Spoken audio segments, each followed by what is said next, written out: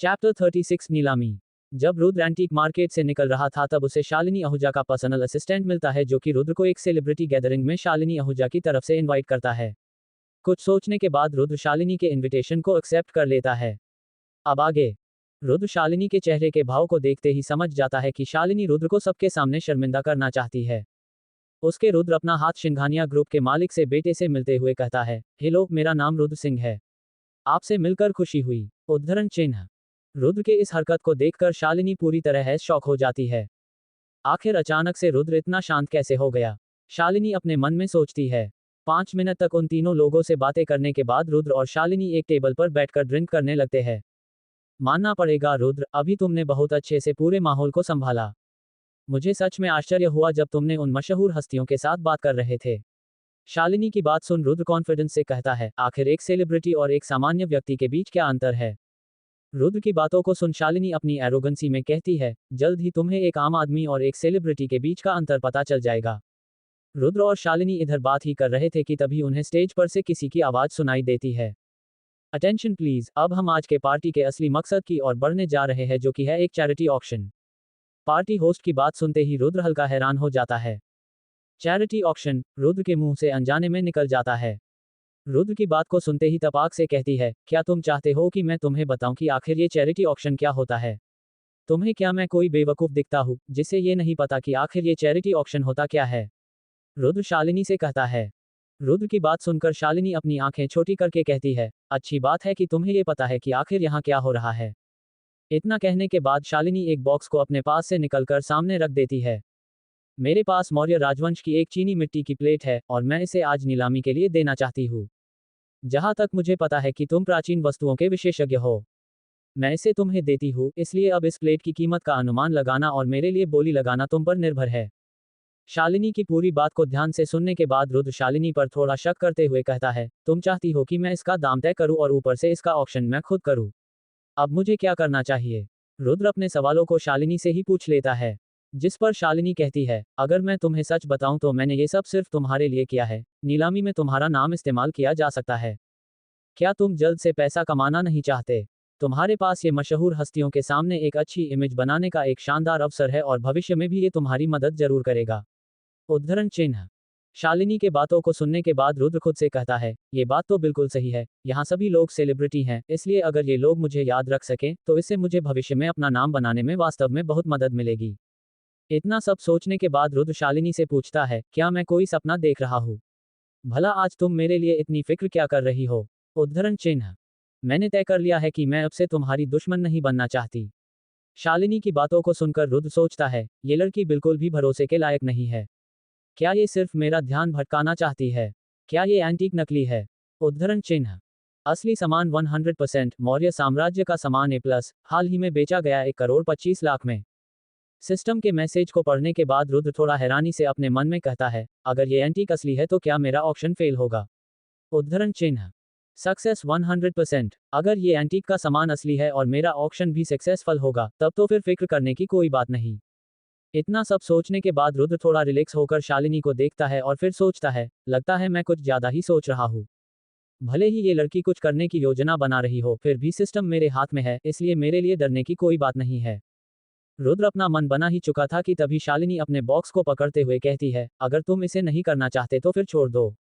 इतना कहकर शालिनी अपने बॉक्स को पकड़कर अपनी और करने लगती है, तभी रुद्र अचानक से इस बॉक्स को पकड़कर कहता है, तुमसे ये किसने कहा कि मैं इसे नहीं करना चाहता?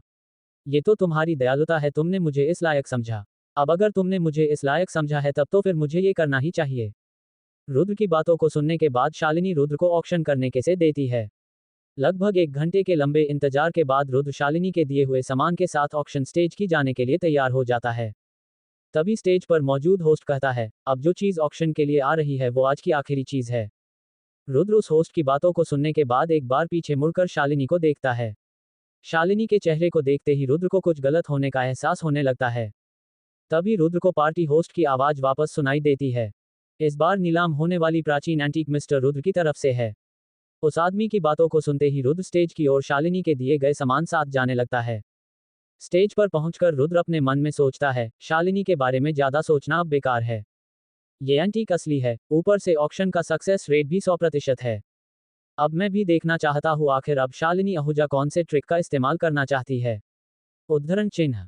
इतना सब सोचने के बाद रुद्र एक गहरी सांस लेने के बाद अपने चेहरे पर मुस्कान लाते हुए सभी लोगों की ओर देखते हुए कहता है, हेलो लेडीज एंड जेंटलमैन, मेरा नाम रुद्र सिंह है। आज आप सबको देखकर मुझे बहुत खुशी हुई। आज मैं जो चीज नीलाम करना चाहती हूँ वो ये है। इतना कहने के बाद रुद्र शालिनी के दिए बॉक्स को खोलता है। बॉक्स जैसे ही खुलता उसके अंदर से रुद्र के साथ साथ वहां मौजूद सभी लोग पूरी तरह शॉक हो जाते हैं। तभी उस पार्टी का होस्ट रुद्र पर गुस्से से चिल्लाता है, मिस्टर रुद्र ये क्या बेहूदगी है। आखिर आप करना क्या चाहते हैं।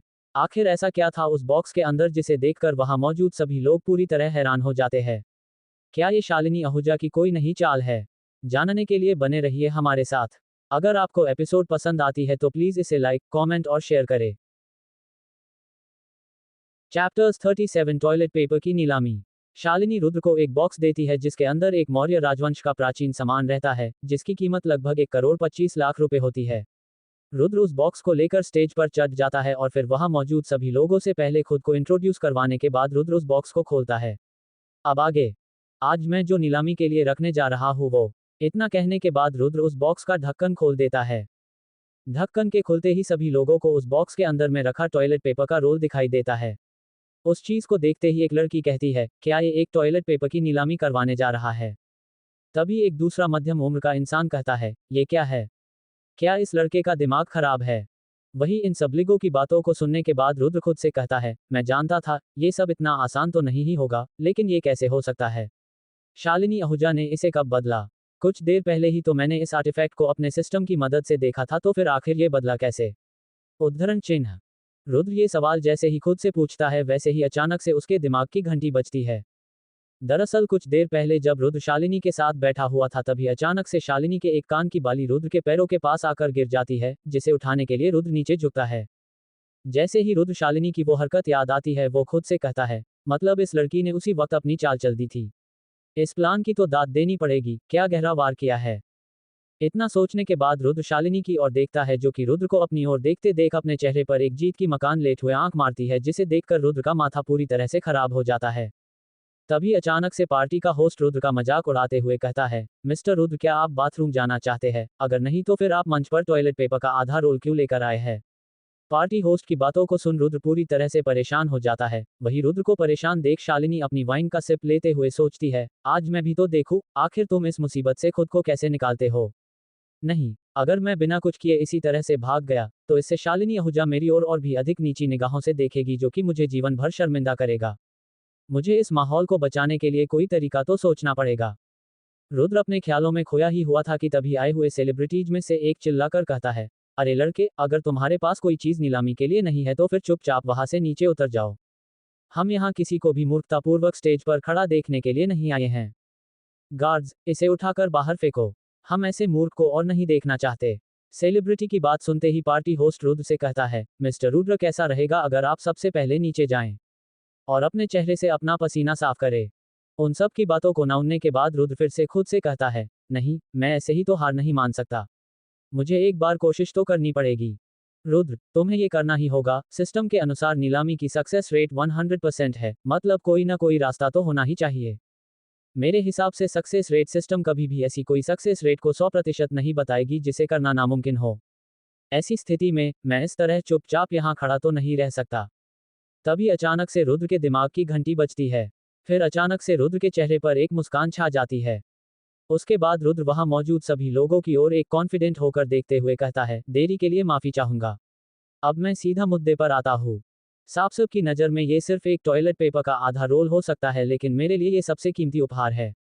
रुद्र की बातों को सुनने के बाद वहां मौजूद सभी लोगों के कान खड़े हो जाते हैं। वही शालिनी भी खुद से कहता है, आखिर अब ये लड़के क्या करना चाहता है। अब मैं थोड़ा मजबूत हो गया हूं, लेकिन जब मैं छोटा था तो मैं सच में बहुत रोता था, जिसके कारण मुझे सारे लोग लड़की कहकर चिढ़ाते थे। उस वक्त लगभग 2006 में मेरे दादाजी ने मुझे मेरे बर्थडे पर ये टॉयलेट पेपर का रोल लाकर दिया था। जब मैंने अपने दादाजी से पूछा कि आखिर आपने मुझे ये टॉयलेट पेपर लाकर क्यों दिया, तब उन्होंने मुझे कहा था कि एक लड़के होने के नाते तुम्हें हमेशा खून बहाने को तैयार होना चाहिए, लेकिन आंसू नहीं। मेरे दादाजी चाहते हैं कि मैं इसका उपयोग खुद को प्रेरित करने के लिए करूं और आने वाले सभी मुसीबतों से डट उनका सामना करूं। और अगर कभी मैं खुद को रोने से नहीं रोक पाता हूं, तभी मैं इस टॉयलेट पेपर का इस्तेमाल करूं। उन्होंने मुझे ये इस विश्वास के साथ ये दिया था कि एक दिन मैं ऐसा लड़का बनूं जिस पर कि वो अपने परिवार का भविष्य सुरक्षित देख सके।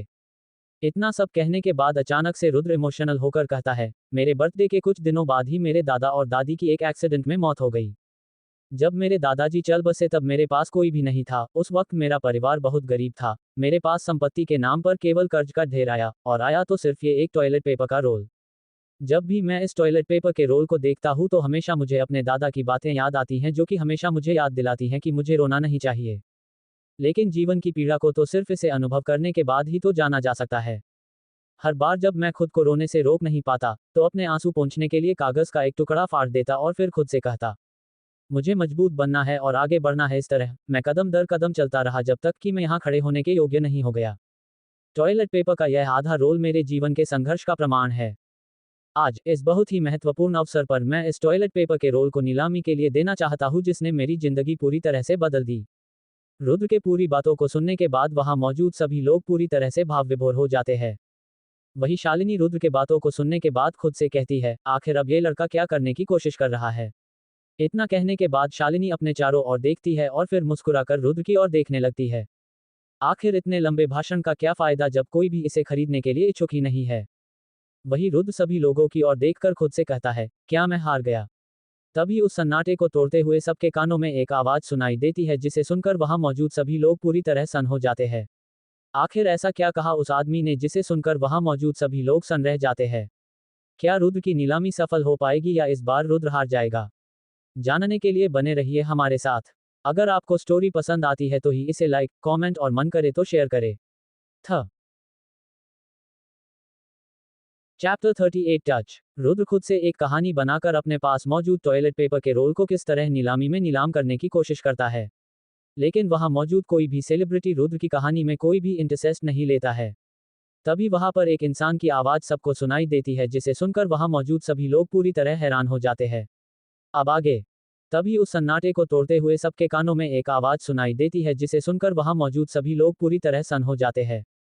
मुझे तुम्हारी कहानी मजेदार लगी, इसीलिए मैं तुम्हें इस टॉयलेट पेपर के रोल के बदले 1 लाख रुपए देने के लिए तैयार हूँ। उस आदमी की बात को सुनते ही रुद्र के चेहरे पर एक चमक आ जाती है। तभी उस पार्टी का होस्ट कहता है, डील, अब ये नीलामी यही खत्म होती है। उस इंसान के बातों को सुनते ही रुद्र एक लंबी सांस छेड़ते हुए खुद से कहता है, आखिरकार मैंने इसे कर दिखाया। उस आदमी की बात को सुनते ही रुद्र के चेहरे पर एक चमक आ जाती है। तभी उस पार्टी का होस्ट कहता है, डील, अब ये नीलामी यही खत्म होती है। रुद्र अपना फोन देखता है तो उसे वहां पर शिवांगी जोशी का नंबर दिखाई देता है। फोन के उठते ही शिवांगी जोशी की आवाज आती है, हेलो मिस्टर रुद्र, क्या आप मुझसे अभी के अभी मिल सकते हैं।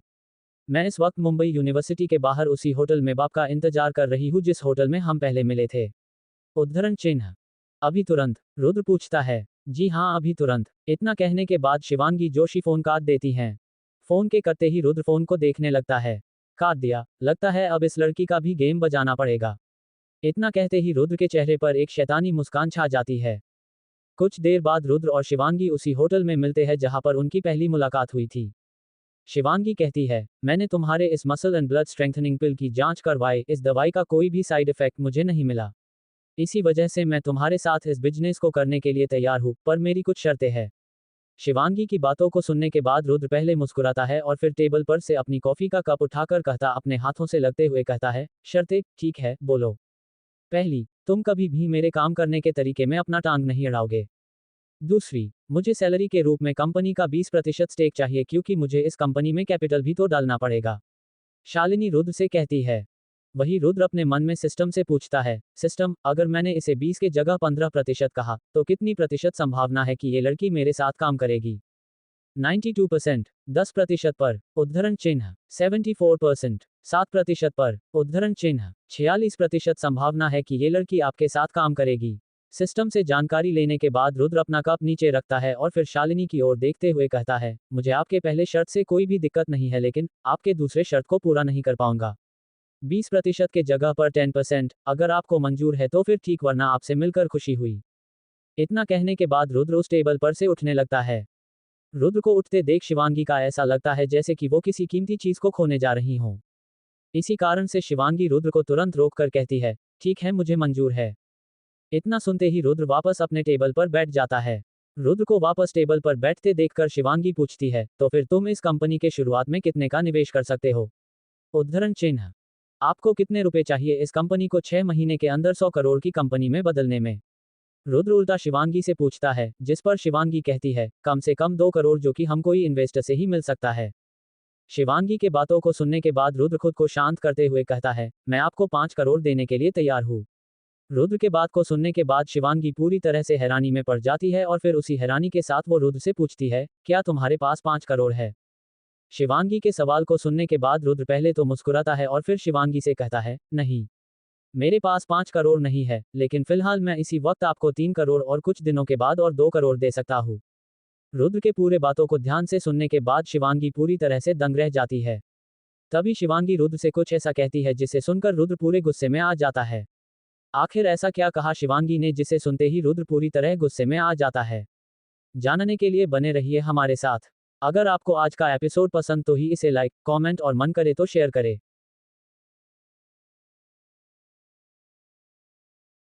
चैप्टर 39 मुकेश के साथ पार्टनरशिप। रुद्र शिवांगी जोशी के कहने पर उसे मिलने के लिए उसी होटल में चला जाता है जहां उनकी मुलाकात पहली बार हुई थी। वहां पहुंचकर रुद्र शिवांगी को अपनी कंपनी में काम करने के लिए 10% स्टेक पर मना लेता है। लेकिन आखिर शिवांगी कुछ ऐसा कहती है जिसे सुनकर रुद्र पूरी तरह गुस्से में भर जाता है। अब आगे। कितनी अजीब बात है, एक परिवार जिनके पास ढंग से खाने तक के भी पैसे नहीं है, वही उस परिवार का बेटा शहर में मेरे सामने बैठकर मुझे 5 करोड़ देने की बात कर रहा है। क्या तुम्हें ये कोई मजाक लग रहा है मिस्टर रुद्र? शिवांगी रुद्र के बातों पर भरोसा ना करते हुए कहती है। शिवांगी के बातों को सुनने के बाद रुद्र गुस्से में आ जाता है, लेकिन फिर सिस्टम की बातों को याद करने के बाद रुद्र खुद को शांत कर लेता है। खुद को शांत करने में रुद्र को करीबन 2 मिनट लगते हैं। लेकिन आखिर में रुद्र खुद को शांत करने के बाद शिवांगी से कहता है, अपना बैंक डिटेल्स दो। क्या क्या कहा तुमने? शिवांगी रुद्र से पूछती है। मैंने कहा अपना बैंक डिटेल्स दो, मैं अभी के अभी तुम्हारे अकाउंट में 3 करोड़ भेज देता हूँ। रुद्र की बातों को सुनने के बाद शिवांगी को ऐसा लगता है जैसे कि रुद्र एक घमंडी लड़का है। लेकिन बिना रुद्र से कुछ कहे शिवांगी रुद्र को अपना बैंक डिटेल्स दे देती है। कुछ देर के बाद अचानक से शिवांगी के फोन की घंटी बजती है, जो कि एक मैसेज की घंटी थी। जैसे ही शिवांगी अपने फोन को खोलती है वो पूरी तरह से दंग रह जाती है। शिवांगी को अपने फोन की ओर हैरानी से देखते हुए देखकर रुद्र कहता है, अगर आपको विश्वास हो गया हो तो क्या अब हम काम शुरू कर सकते हैं? जी जी जरूर, मैं आज ही कंपनी का काम शुरू करवाती हूँ। इतना कहने के बाद शिवांगी किसी को फोन मिलती हुए वहां से चली जाती है। वही शिवांगी के जाने एक बाद रुद्र सिस्टम से पूछता है, सिस्टम क्या ये लड़की मुझे धोखा दे सकती है? शिवांगी के धोखा देने की संभावना 0%। इस मैसेज को पढ़ने के बाद रुद्र के जान में जान आती है। उसके बाद अपना कॉफी अच्छी तरह खत्म करके रुद्र भी अपने यूनिवर्सिटी के लिए निकल जाता है। जब रुद्र यूनिवर्सिटी के लिए निकल रहा था तभी उसे एक ख्याल आता है, जल्द से जल्द पैसे कमाने के लिए मैं सिर्फ इस दवाई पर तो निर्भर नहीं रह सकता। मुझे और भी तरीके ढूंढने होंगे पैसे जल्द से जल्द कमाने के लिए।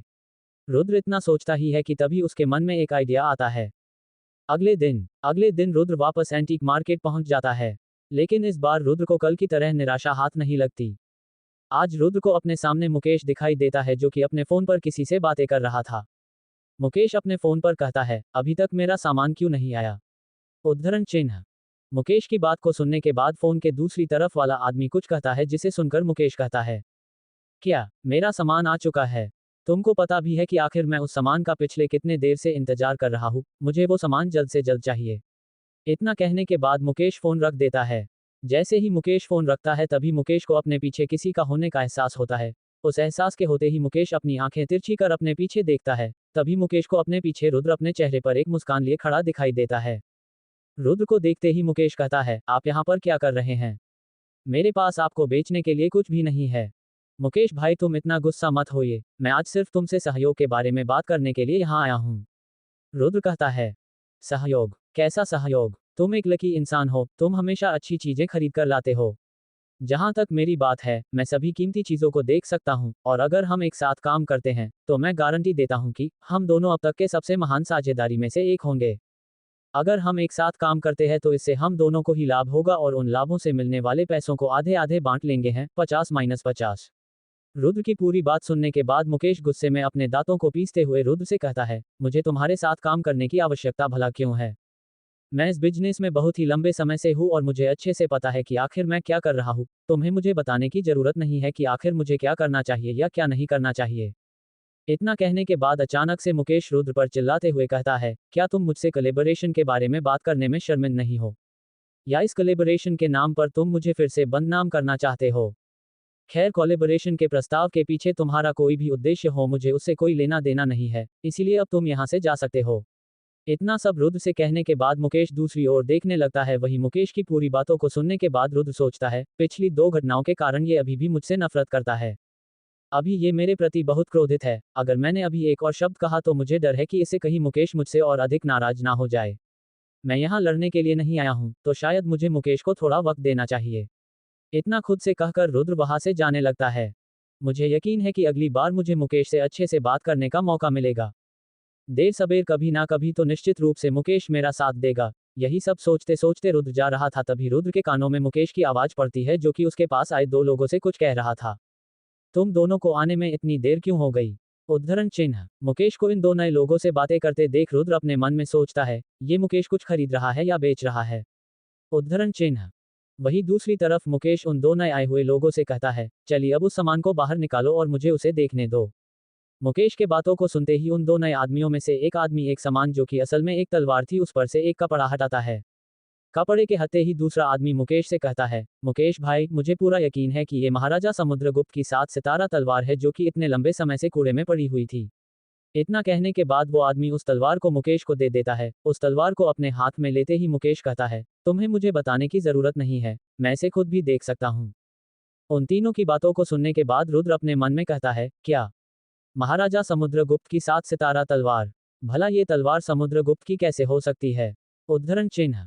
मुकेश ने उस तलवार को बहुत ध्यान से देख रहा है, क्या ये सचमुच की असली तलवार है?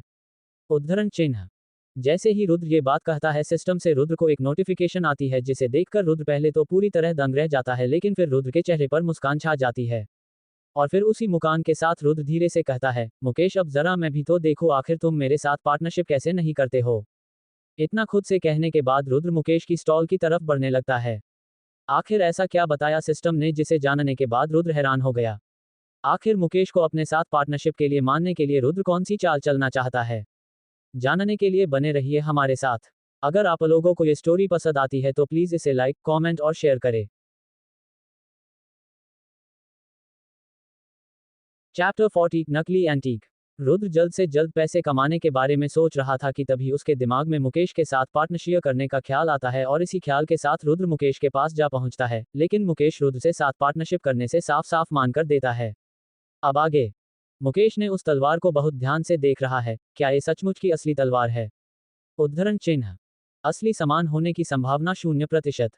सिस्टम के इस नोटिफिकेशन को देखते ही रुद्र पूरी तरह दंग रह जाता है। तभी रुद्र के कानों में मुकेश की आवाज पड़ती है, जो कि उसके पास आए उन लोगों से बात कर रहा था। ठीक है, मुझे ये चीज अच्छी लग रही है, अब तुम मुझे इसकी कीमत बताओ। मुकेश के बात को सुनते ही रुद्र का माथा खराब हो जाता है। अब इस मुकेश को क्या हो गया? आखिर वो एक नकली चीज को क्यों खरीदना चाहता है?